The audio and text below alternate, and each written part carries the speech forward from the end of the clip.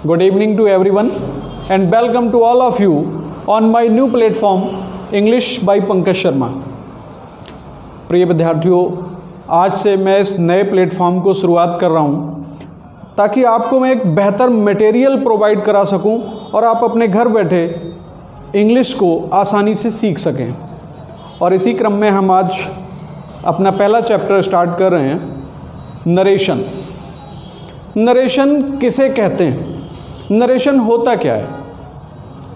जब हम किसी को कुछ बता रहे होते हैं, किसी को कुछ सुना रहे होते हैं, जब आप किसी को कोई कहानी सुनाते हो, जब आप किसी को किसी घटना के बारे में बताते हैं, जब आप कोई डायलॉग बोल रहे होते हैं, that is narration.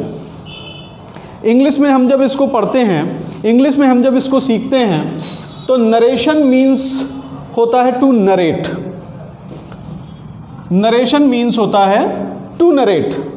To narrate का मतलब सुनाना, बोलना, बताना, कहना, ये सारी चीज़ें जो हैं वो नरेशन में आती हैं। जब आप अपने किसी दोस्त को किसी घटना के बारे में बताते हो, that is also narration.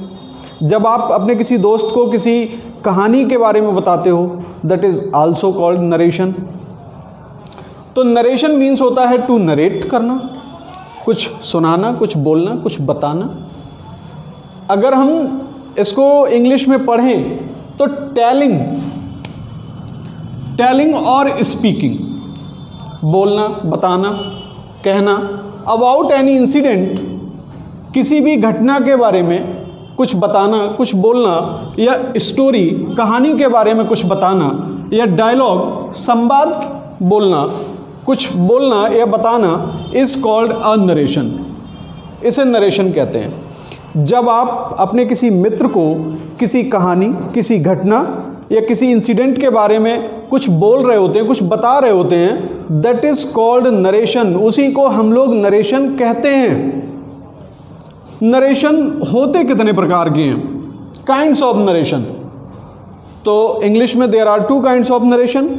Narration दो प्रकार के होते हैं, एक डायरेक्ट नरेशन और दूसरा indirect narration.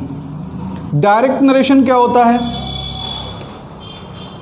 Repetition of words in their original form is called direct narration.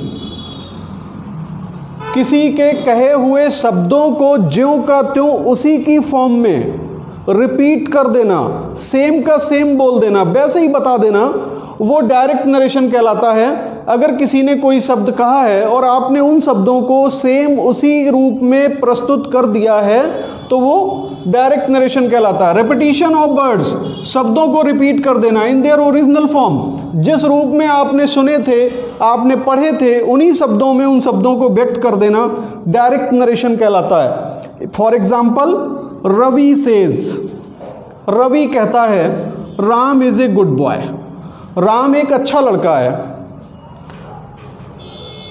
Ravi says, ये रिपोर्टिंग वर्ब्स है, यानी व्यक्ति यहां से रिपोर्ट करना शुरू कर रहा है। तो Ravi says Ram is a good boy, comma inverted comma start, ये सेंटेंस आपका कहलाएगा डायरेक्ट नरेशन।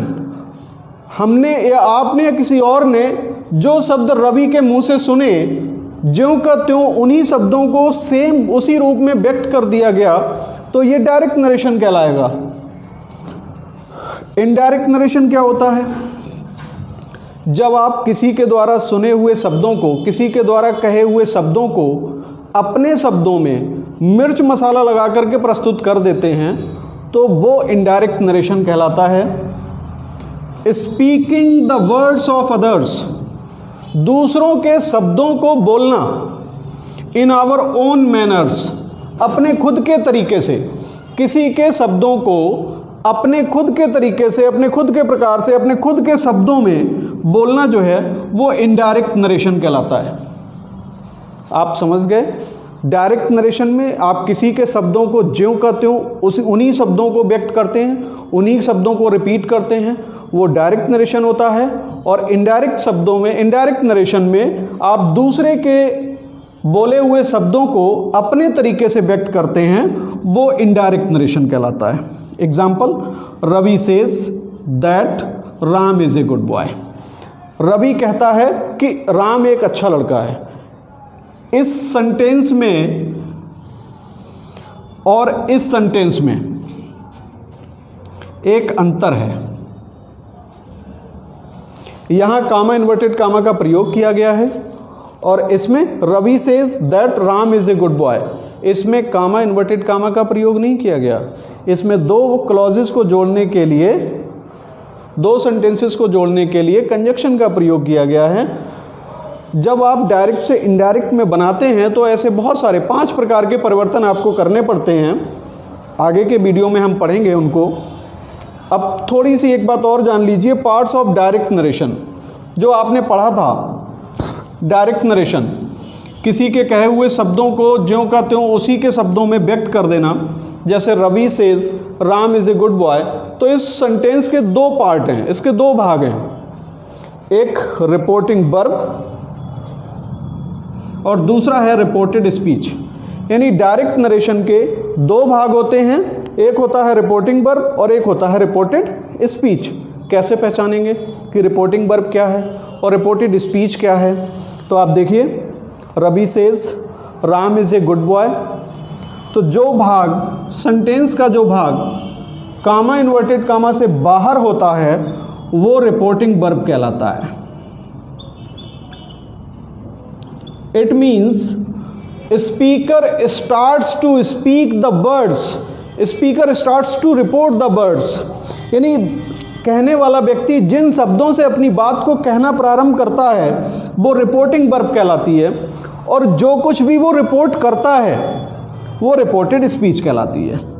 रिपोर्टेड स्पीच जो है इन्वर्टेड कॉमास के अंदर रखी जाती है और रिपोर्टिंग वर्ब इन्वर्टेड कॉमास से बाहर होती है। तो गाइस, आज के इस वीडियो में इतना ही। आगे पढ़ने के लिए आप सब्सक्राइब करिए हमारे चैनल को इंग्लिश बाय पंकज शर्मा, और इससे आगे का अध्ययन हम अगले वीडियो में करते हैं। तब तक के लिए गुड बाय।